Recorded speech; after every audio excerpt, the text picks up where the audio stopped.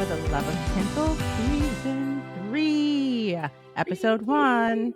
We are here. We're back, Angela. So everyone, welcome. Welcome to our new season. It's your safe and cozy place to just lean into your love of romantic holiday movies. We are here. We are together. So I'm Isha.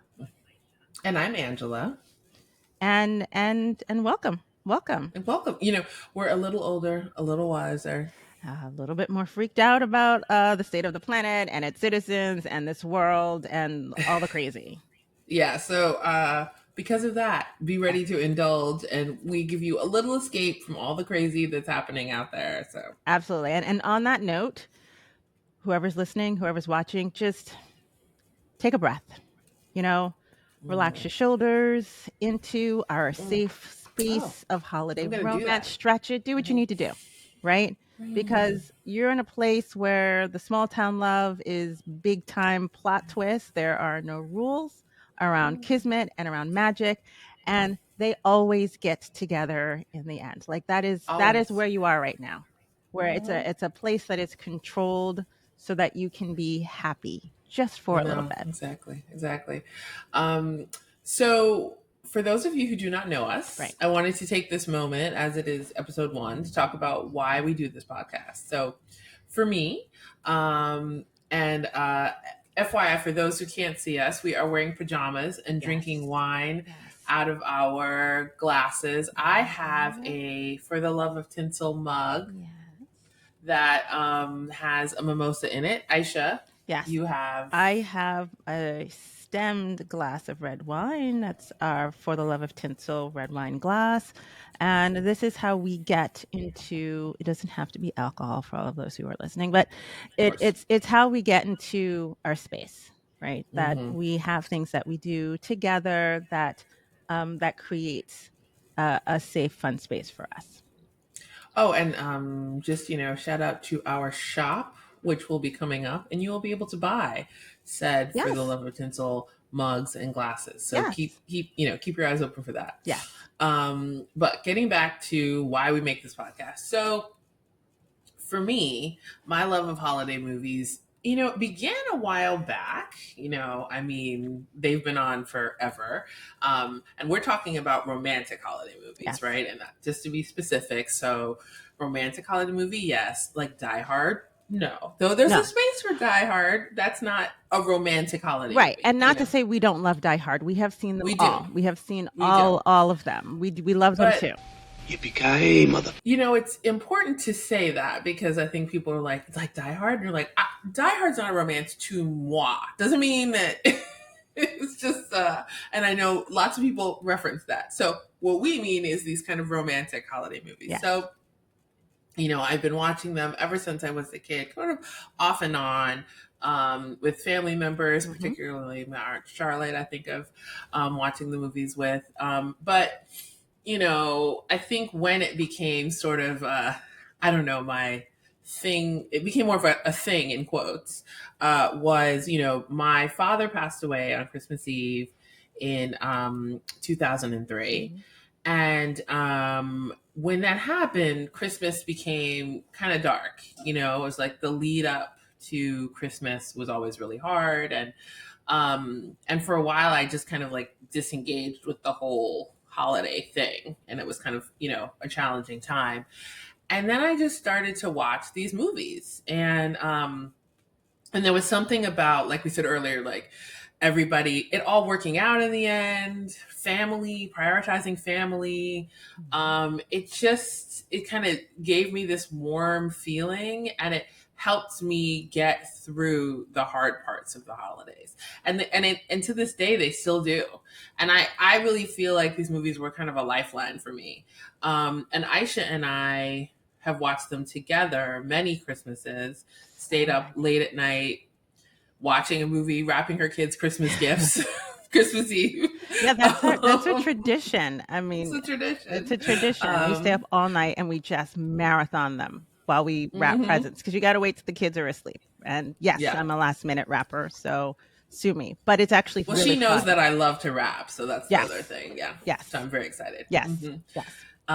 So Aisha, how did you tell us about like how this It's more like your love of Christmas movies, how that came to be. Right. So, I mean, as a kid, of course, you always love the season. I'm no different in any way, shape, or form. But for me, we grew up watching them together. I used to also watch them with my great aunt, which is my grandmother's sister, who was homebound. And so it was something that we could do together along with Jeopardy. But it was something that we would do together and we could just talk about. She loved romance. She read a lot of romance novels, and that was her thing. And so to combine Christmas and romance novels was just made sense to her, and it made sense to me. And this was kind of like our giggling on the phone thing that we would do because she wouldn't leave her she couldn't leave her house anymore. But for me, one of the things that I love about these holiday romance movies is just that there's a comfort for me in the predictability of them, and they still have like what's important part of making these movies, that they still include the magic that you have in all of the other holiday movies. And there's just so much hope and love in them, that just the idea that you can make these movies and so many of them and just, give some people a place to go to feel that, I just thought was special because I loved how it Yeah. made me feel. And so, and I knew that they were what was going to happen. And I knew every single time, but that's what I loved about it. Just the how was the fun part, not the if. And especially now when you think of how crazy the world is and so much we do not know that's coming. I actually think it's even more special to have a place where things are predictable and its purpose is to give you a joyful place to be for a little while. Yeah, absolutely. Yeah. And, as we always say, we're going to be watching these movies anyway. Right. So we figured, why not create a podcast and just basically give you a window into what we do all the time, which is we'll watch a movie and we'll text each other and say, did you see this one? What did you like about this one? What did you like about that one? That kind of Exactly. thing. And the thing is like, so the thing is there was a lot. I'm actually going to give a little bit some stats just to give you scope of what we're talking about. But there's a lot of these movies. It's not a small thing. We know that there are millions of people who are watching these holiday movies every single year. It's not a little niche thing in any way, shape, or form. And so I wanted to give just our audience a little bit of some stats of the year. Drum roll, Angela. Um, so just to let you know what we're talking about. All right. So everyone knows Hallmark. Hallmark is the one that really just leaned into, we know there's an audience for this. We've got romance. We're going to do this and we're going to do this big. And they have kept that up. They've definitely been the ones who have been in the front of this. So this year, they're making 7 more than normal. And that means, well, 7 more than last year. So that means that they're making, wait for it, 47 holiday My movies. God. 47. I did not make that up. Okay. 47. That is followed up by Lifetime, who has 12 this year. There's Netflix with 4, BET with 8, OWN with 3, Hulu also has 3 this year, BYU has 1, and Roku has 1 as well. And that's a total of around 78 movies. And that's just on the channels that we focus on, right? So the thing is that nobody's watching all of them. Actually, if you are, bless your heart, and you're gonna have to be Bless you. using your DVR because a lot of these are happening all at the same time. But if you got the time, bless you. But one of the things that we'd like to offer our audience and those who like these movies is that you can't watch them all, and they're not all equal. Let's be kind and just say that they're not all No. equal. But we're gonna watch a whole bunch for you. Right. And then what we're going to do is we're going to talk about them because a lot of times you watch these movies, you have nobody to talk to about them. That's what we're here for. We're here so that you have someplace else to go where you can hear somebody else talking about them. You can listen to our crazy banter and you can feel not alone. Yeah, And during the season, it is really easy to feel alone. So we wanted to create a place that it's a safe place to go where you could listen, you can laugh, you can make fun of it a little bit because that's all part of the enjoyment of the season as well. And you know what? It changes every single year. Themes are changing. Who's in them is changing. The industry of making them changes from year to year, and that's something we're going to talk about in some of our later seasons. But it's fun. there's a lot, we'll narrow it down for you to help you out. So if you only can watch a couple this season, we got you. We're going to tell you, hey, this is out there for you.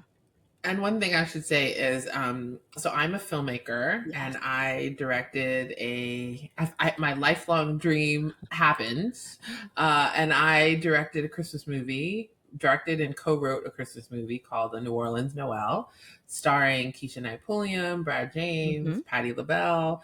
I will reference that movie all the time. As you should. I know, Much like I have a friend who went to Cuba years ago, and if she can drop Cuba into a conversation, she will. I will be referencing New Orleans Noel like she references Cuba. But part of why we wanted to create this podcast was, what I saw making that movie is there's just like a whole industry, and there are all of these people who are writing and directing and starring in and production designing and costume designing and doing all of these things in these movies. And it's an art. I mean, seriously. So we wanted to also do interviews with different people who are working in this genre, to kind of take you, as we call it, behind the curtain. Yes. To to the making of these films. So we'll have some interviews with some folks later on in the season. So now, in terms of the stats you shared, Isha, we should talk about some stars who are also making an appearance. Yep. So there is the people who I guess have become sort of like holiday people. Like Right. Lindsay Lohan has now become kind of one of the holiday stars, because that really, her holiday movie a couple of years back kind of brought back her career. This is for you. Look, it's a screw top. Fast and easy. So Lindsay Lohan has another one on Netflix, and I'm very excited about. Christina Milian, who is more like in the Netflix romantic realm, but she has a holiday movie coming on. We've got Vivica Fox, BB Wines, like all, they all have movies, and they tend to have movies a lot. Jack Hay, they tend to have a movie a year now, be it on like BET or Hallmark or something like that. And T and Tamara always have holiday movies, one of them on Hallmark, one of them on Lifetime. Romeo Miller, Joey McIntyre, which Aisha is very excited about. I need to tell you something. When is it? Not necessarily because it's Joey McIntyre. Maybe you are. I don't know your feelings for Joey McIntyre, but Aisha loves a Christmas movie where people are singing. I'm not gonna lie. It is my truth. It is my truth. That's her thing. She loves it. It's cool. Depends on the song. And I just can I clarify for a second? Yeah, you can clarify. Yeah. Don't get me wrong. I get it now from the whole getting the rights and whatever. There's certain, if your budget does not allow for, being able to have an original Christmas movie, then everyone's singing Jingle Bells and trying to put their spin on it because they don't really have to pay for it. Even I can do without those. I love original Christmas music in a movie. And sometimes they stretch the budget a little bit, or someone's trying to get their career going again, or they got a Christmas album going, that you will get original Christmas music. And that is what I appreciate. I like it when there's original music in the movies. So hot tip, what I should also was referring to is, it's very expensive to license songs for movies. And so a lot of Christmas songs are in the public domain, like Jingle Bells, Deck the Hall. And so if something's in the public domain, you don't have to pay to license the lyrics of that song, right? Or the master, as they call it, right? So anybody can sing Jingle Bells, and nobody has to get paid anything other than the person who's singing Jingle Bells.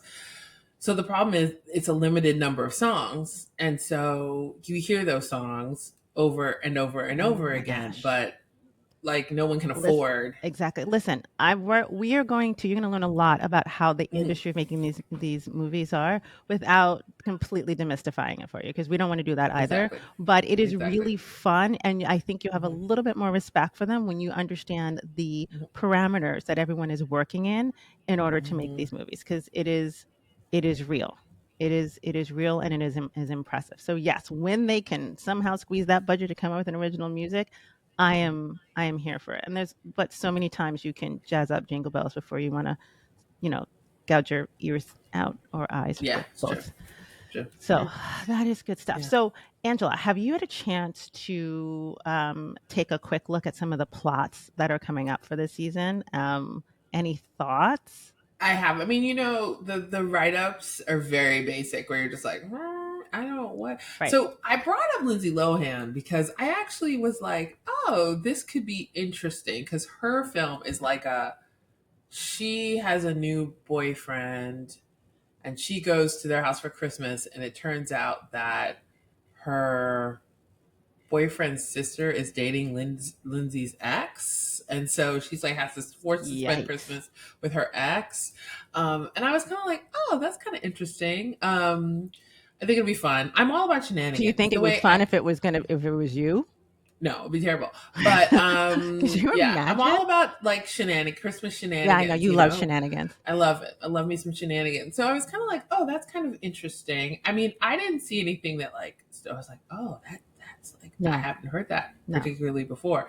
But I know that this holiday season they're doing some like Christmas mysteries. Yes. So I'm also kind of curious about how that's going to work. I mean, I would say sometimes, though, they try to make the movies into kind of mini mysteries, you know? I mean, they're not like, it's like, where's the cookie recipe? I think it's not like four of those. Then when you're like, exactly, really it's not a point. I know. Mystery, right. But I mean, no one's going to die because you can't find the cookie recipe, but hey, it means a lot to you. Right. Yeah, you know, there's a lot of actually kind of mainstream holiday movies. Like when I say mainstream, I mean movies that are going to be in actual theaters. Mm-hmm. I don't know if they're going to be, they tend to not be romantic, but kind of curious to see what those are going to be like too. Right. But yeah, I mean, I will say though, one thing I was disappointed about is, you know, I felt like, and you know, we could have, and we'll have a longer conversation about this later on in the season. It's what I think you're going to say. You know, it's not a very diverse crop this year. And it was getting a lot better. It really was. It really was getting a lot better, because it wasn't just, you know, kind of lazy diversity where it's like we have a couple of Black people and we call it a day. They actually were like including a lot of different races, just like various, you know, communities that are not highlighted enough in cinema in general. Right. It was differently abled that were, you know, in the forefront of the episodes. It was also, you know, different sized women that were love interests, which I really, really love that they would do that.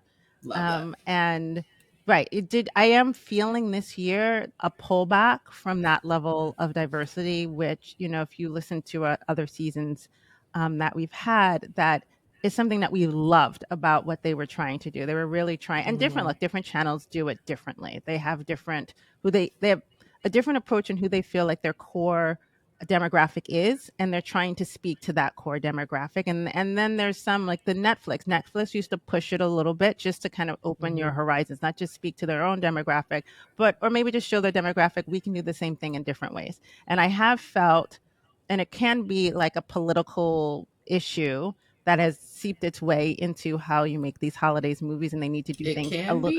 Okay, I'm trying to be nice about this, but it is.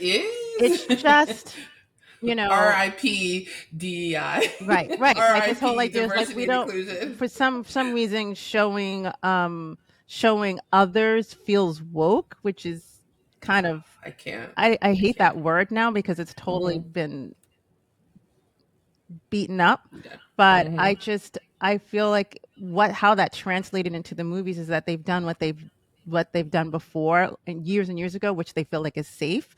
But safe means a lot of people are not going to see themselves anymore in these holiday movies, and that makes me really, really sad. But again, this is speaking from only a couple of movies have come out right now, just so you have an understanding of how these movies work. Is that Hallmark, because they have so many, they have 47, they can actually start their season earlier than everybody else. So they actually started their holiday season in October, and they'll have around 5 to 7 movies that are coming out, if not more, that will also come out, that will come in October. And then their season starts to get stronger and stronger as the year progresses, and other people start showing up in November, and then that continues. So we're definitely looking now for what have you decided to do in terms of letting other people show up in these holiday movies, because that is something Yeah.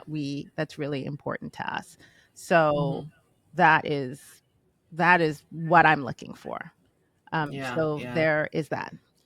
Yeah, we'll have to see, but I'm definitely feeling, as I joked earlier, the death of diversity and inclusion, but it's something that we're seeing in the industry in a larger way, in the Yes. world in a larger way, but Yeah. in the film industry. And I definitely felt it in looking at the list, because you can kind of get a sense of it by looking at the celebrities that they're letting be in movies. Correct. Because I think it felt like, and again we'll have to see. Well, at the end of the season, we'll kind of give our recaps about what we think about these things. But I feel like we're kind of moving back to this thing of, oh, we've got a friend who's diverse, Right. and we've got we're kind of in that land again. Correct.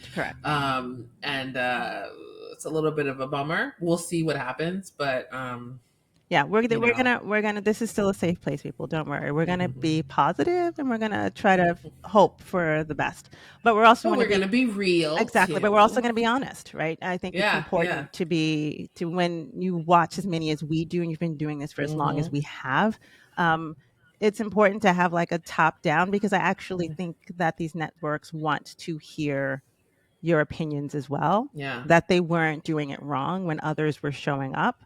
And I think they need to hear that. So we just want to put that out there for you. I guess it's review time. It is, but are we doing it a little bit differently for this first episode? Yes. Now, normally we review a movie that both of us have seen, right? But have not discussed, so that you get to hear our honest review and rating of it. And it's very hard to pull that off, because in the middle of a movie you just want to be like, Aisha, what's this girl doing? Why is she making these life choices? Right. But or why are they writing her that way? Yes. Exactly. But we're doing it a little differently this time. Right. So we're going to talk about a Christmas movie that actually didn't come out this year. It came out last year.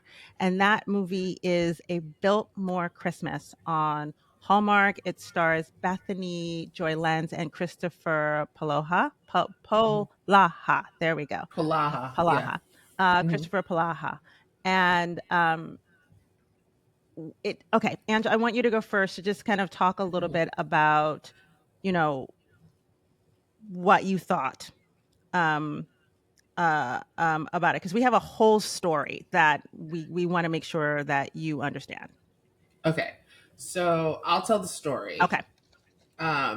Which is that so we went to a little girls retreat, and a friend, it was a milestone birthday, and she wanted to go someplace kind of different and beautiful, and it was really nice. It was just kind of like a small group of us who went to just kind of celebrate and get away from everything. And she rented this beautiful house in the woods, and it was really nice. It was awesome. It was in this beautiful town. It was full of the kindest people.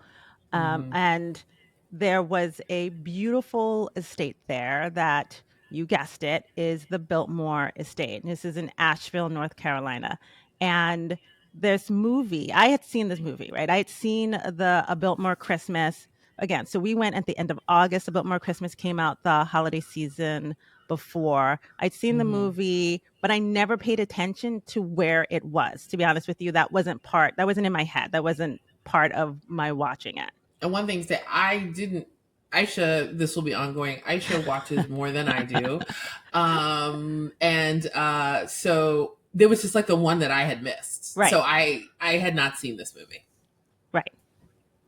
And so the three of us got into this car, and okay, so the truth is that we were with a larger group of people. I kind of brought out, hey, I heard that this place called the Biltmore Estate. No one had heard about the Biltmore Estate except for me. They looked at me like I was crazy, a little bit like, and I was like, there was this holiday movie I saw, and again, I got the look, so I just You didn't sell it very well. I didn't sell it. I didn't know how to sell it. It is Because she was August. being very sheepish. She was like, it was just like this plate. It's like I a didn't know how to casserole. sell it. I was like, it's August. I'm bringing up a Christmas movie, I just and was like, that sounds cool. Yeah, right. that exists. I didn't sell it well. And to be honest with you, I didn't know what I was getting into. I just knew that they shot a Christmas movie there. I didn't know what the Biltmore estate was, but it just looked pretty in the movie. And so finally, just because I have the best friends ever, the whole group had gone hiking and there was just a few of us, and one, I think they just felt pity and they were like, girl. Well, we were like,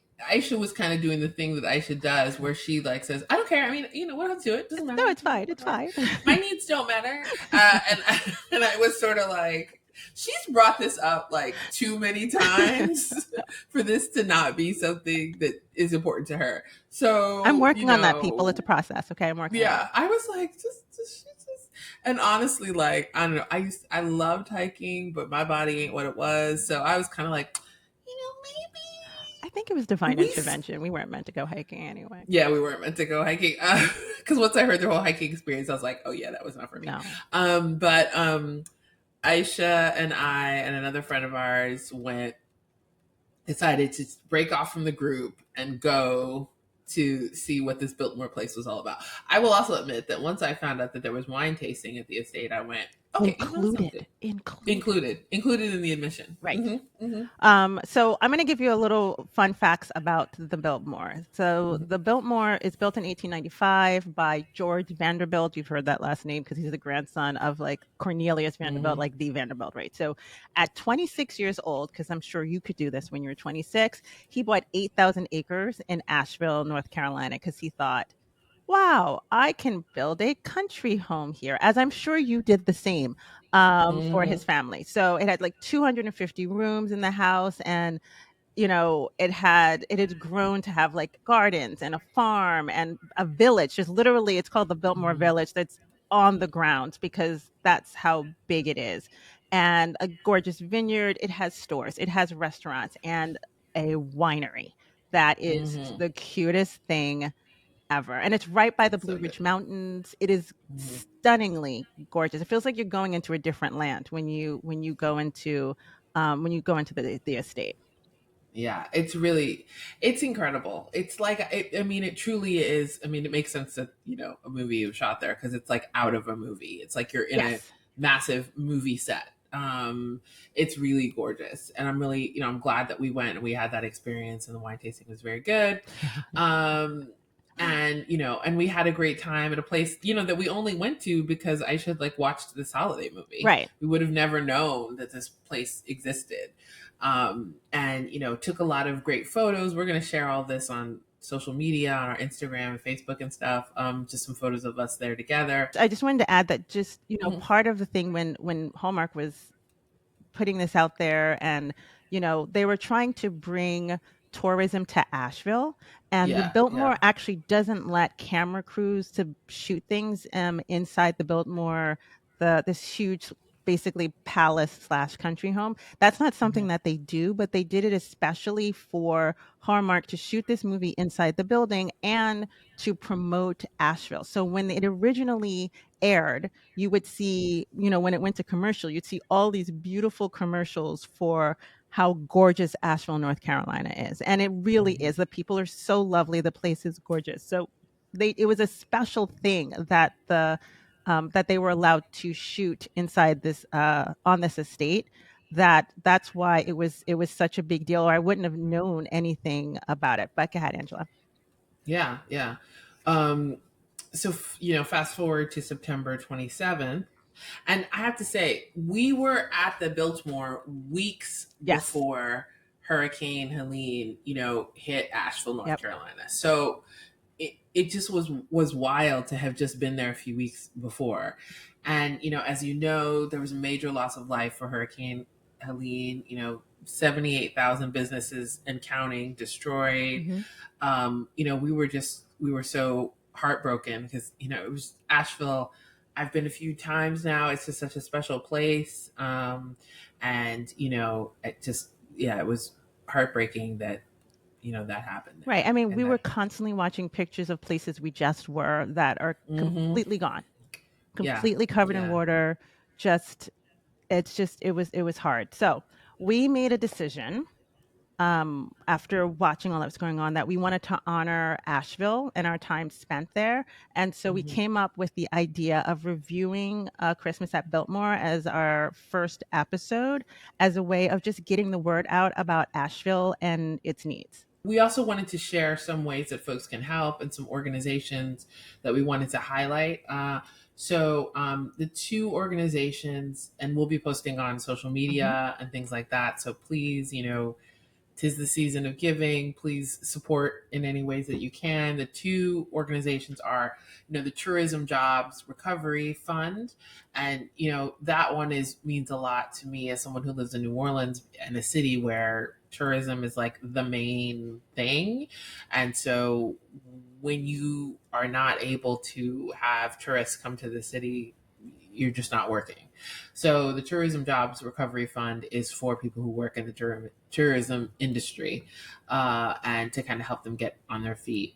And also Arts AVL, and they're providing emergency grants to artists living in Asheville. And, also as creatives, we know how those emergency grants can really kind of help you, because I follow a lot of visual artists on social media who live in Asheville. I just found out they lived in Asheville because this happened. And I just had never thought about things like, if you're a visual artist and, your studio goes underwater, like all of your art is gone, and that's sort of how you make a living. So they came up with these emergency grants. So we'll, again, share these links on social media, but we wanted to just shout them out as kind of ways to support. Right. So I want to take this moment to toast Asheville. And they're going to get back on their feet as soon as possible. And yes, I just have to tell you, go to that winery. But just so you know, when we did go to the winery and we had the tasting and we met all these lovely people, we bought a couple bottles of wine. So we thought it only appropriate to say cheers to Asheville with our Biltmore wine. So cheers, Angela. Cheers. Just so you know, Angela is in New Orleans right now. I'm in New York. Yes. And this is how we tape because my bestie moved. All for the right reasons, but I miss her. Yes, I know. I miss New York. But life, husbands, all things. So now we're going to review. Right. So we're going to go back to the movie and we're actually going to talk about A Biltmore Christmas. Back to the job. My favorite thing to do is to read these terrible write-ups of the movie. So let me give you a little. They're not, by terrible. I'm sure this isn't as bad. This isn't as bad. This isn't as bad. I think, you know what though? It's because more happens. And sometimes in the movies, when nothing happens, they just can't figure out how to write about it. But here, actually, this is decent. A magical hourglass sends modern day screenwriter Lucy Hargrove to the set of the 1947 holiday movie classic, His Merry Wife. However, before she can return to the present, Lucy must make things right or threaten to alter the future forever. Yeah. So I will say with that, I don't actually know what's going on. Maybe that's the thing, mystery. So again, starring Bethany Joy Lenz and Kristofferpolaha. So that is the movie. Okay, so I want you to go first, Angela, and talking about the movie because I've seen it so many times now because I've showed it to a lot of people. And what did you think? This as a first timer? Yes, as a first timer, I really enjoyed it. And I knew it had to be good if Aisha kept watching it, but we don't always like exactly the same movies. So I didn't think I would like it sort of as much as I did. I think it's a very ambitious film. The Biltmore just gives you like all of this like production design. Right. It's just like just there.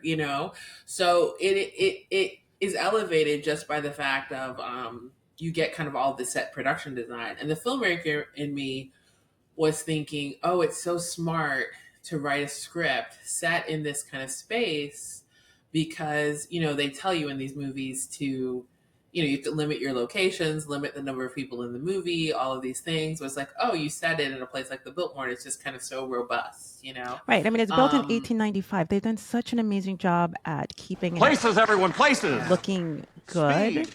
that you're on a set from then. Automatically. I also really love, I like Bethany Joy Lenz. She's in a lot of these movies. I really like her from, I was not a One Tree Hill person. Me neither.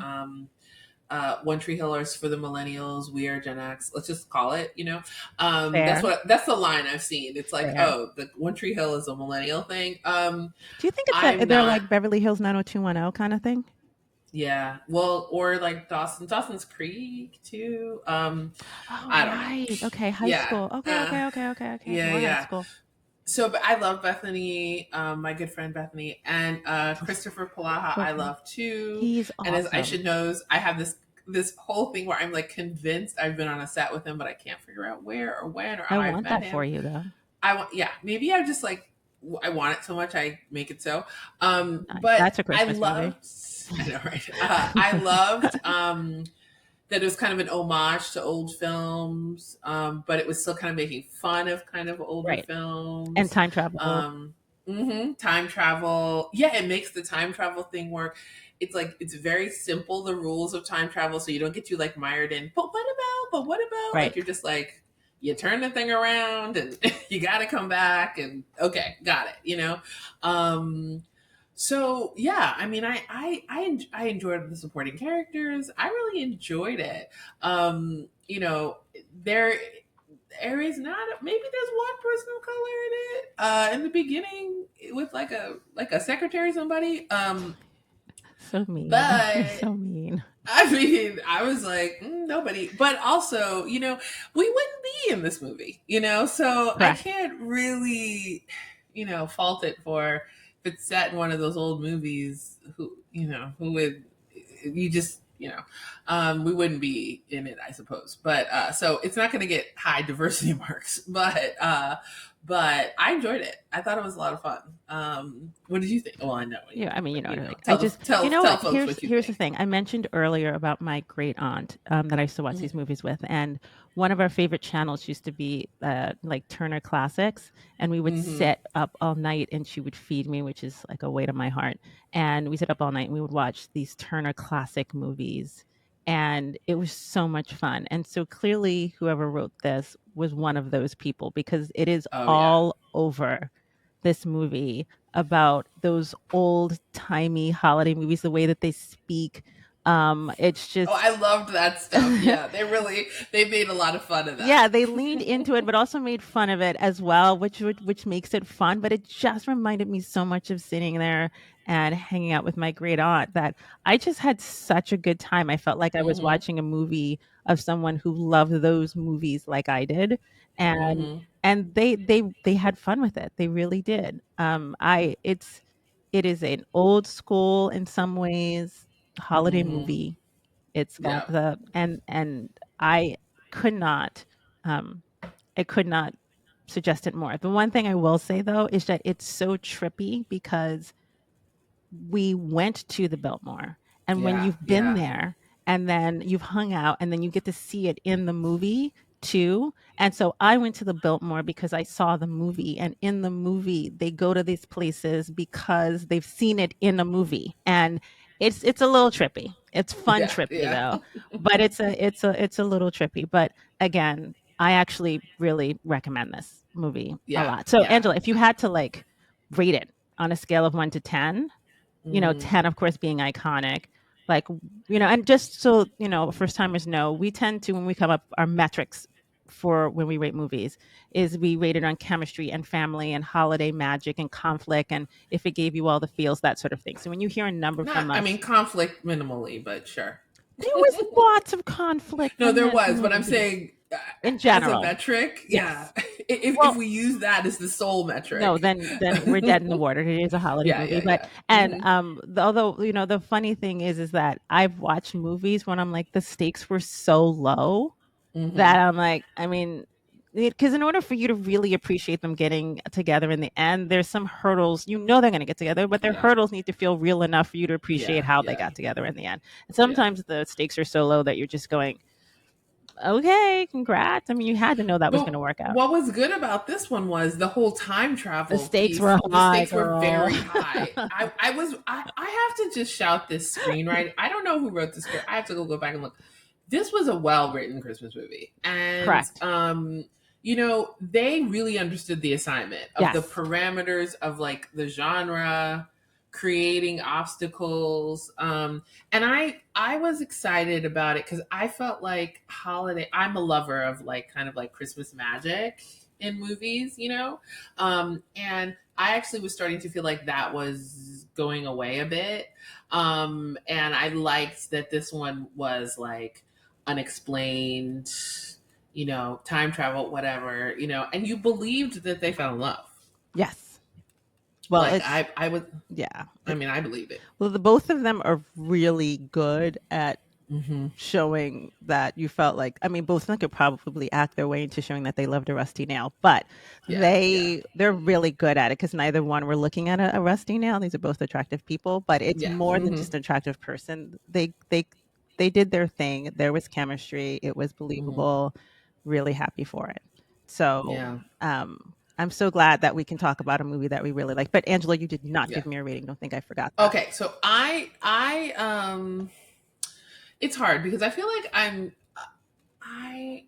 really liked it. I'm trying to decide how high I'm gonna go. No pressure. Right? I mean, you can't go past the 10, but No, I'm not gonna go that high. Right. It's more. I have a hard time when there's like very little diversity to give you a 10. Fair. Like that's when it's like. Fair. Because there is a character in that movie that could have been a person of color. That was a big character. There were a couple. Yep. That I was like, you could have thrown one in there. Right. But so just want to say for Star Trek fans, there are a little bit of a couple actually of little tidbits in there for you. Oh yeah, that's true. Not sure what the connection was and why, but they did it anyway. There are Star Trek people in it, and there's more than one. There's more than one, and I'm not sure what the connection was, but I'm a Star Trek fan, so. But you're not going to notice that unless you're a Star Trek fan. Just going to say that. Shout out to our producer, Dwayne Prefume, who is also a Star Trek fan. Yes. And I realized should see this movie because he'll be excited by the Star Trek cameos. I should have watched it with him. Oh, well. You're still not getting away. What is your rating, young lady? My rating is a 9. Okay. My rating is a 9. I'm giving it a 9. I really liked it. I'm like, the only thing is the diversity thing a little bit, but that's it really. It works on all other planes. It's between a 9 and a 9.5, but I'm actually going to lean into the 9. I'm going to give it a 9. Got it. It's funny. I feel very aware of my rating system because I will say that our producer, who's also my husband, we used to teach together. We were college professors, and he would always make jokes that I was the easiest grader ever, right? And so whenever I give it, I'm like, maybe I'm not being harsh enough. Because he'd be like, oh, you're going to give another A, right? So I'm not getting into a marriage. I'm not going to get it. I'm not going to get into it. Don't get me wrong, Angela. I would take your class, but I'm not. He was like, you're the easiest grader ever. So I'm going to give it a 9. Wow. Aisha, what are you giving? I'm sure your students are like, great. At least now it's not, it's after sure to give me my A. I'm going to give it a little bit higher than that. Mm-hmm. And again, a lot of these movies are about nostalgia, right? So I think I give points to nostalgia because I can see that's what they're trying to do. And I'm here for it. So I had a huge nostalgia feeling when I watched this. So I'm going to give it a 9.4. Oh, wow. 4. Oh, we've never done like not 5. Okay, 9.4. I'm shaking it up, okay. girl. I'm shaking it up. All right, cool. I'm like, I'll give it a 9.2. Name that I'm movie. Give it a 9. Okay. Exactly. So I'm gonna give it a 9. Yeah. Cool. All right. Yeah. So that's us for now. Thank you so much for spending this time with us. We had a really good time. I just wanted to let you know that the Biltmore Christmas on Hallmark is still playing. I know it came out last year, but it's still playing. So just go look at your local listings, look it up on Hallmark, and tape it if you can, because I just think it's a great way to start off the holiday season. Yeah, yeah. And we watch a lot of these movies, so you can help us narrow it down by sharing with us on social media, telling us what you want us to see, what you want us to review, that kind of thing. So yeah, so that's it. That's us for Thanks, this week. So everybody. just check out our weekly posts. We're going to put up what movies are coming out that week, so you can see for yourself and choose for yourself. And then we'd love to hear what you thought about the movies that you saw. You can ask us if we've seen it or not, or you could tell us don't watch it. We appreciate that too. And that would be great. So definitely just be in the space with us. Come and talk to us. Let us know what you think. We know, honestly, I'm a mom of 3. I'm married. I know how easily it is to not be a part of your. I love my babies. I love my family, but I also know that it's really hard to find moments for yourself that you can engineer to be not just quiet, but joyful. And I think during the holiday season, people need that more than ever. So one of the things that we want to make sure that you do is that the reasons why we want to talk about these movies and the reason why we watch them is that it's about finding a little space for yourself to just sit and relax and just watch something that at the end you're not going to be afraid to be in the dark or anything like that. This is just about a joyful experience. So connect with us through social media. Yes, we please. have an Instagram, the number 4, the Love of Tinsel. Facebook, the number 4, the Love of Tinsel, and our website, fortheloveoftinsel.com. We're also coming to TikTok as well, so keep your eyes open for that. Yes. So please follow us on those various sites. And we'd like to thank our amazing producer, Dwayne Prefume, and Kara Morehouse of Little Blue Windmill for our logo. Yes, and you can check out her website as well. And I'd like to give out a shout out to Santa Bob, an official Santa just for you. So he actually will be at JCPenney Portrait Studio in Brooklyn on November 10th. And November 16th, he's going to be at the Lente Studios in Queens. And you and your family can get a portrait taken with a genuine Santa. When I mean genuine Santa, I mean genuine. He is the best Santa person. And this is for all of you New Yorkers. Right. I mean, hey, if you want to fly into New York, you want to see Santa Bob or take a train in, you're not going to regret the pictures. The photographer is amazing as well. So you can go to www.livesantachat.com to book an appointment. And that's it. Thank you so much for listening. Thank you, everybody. Happy holiday season. And until next time. See ya. Bye.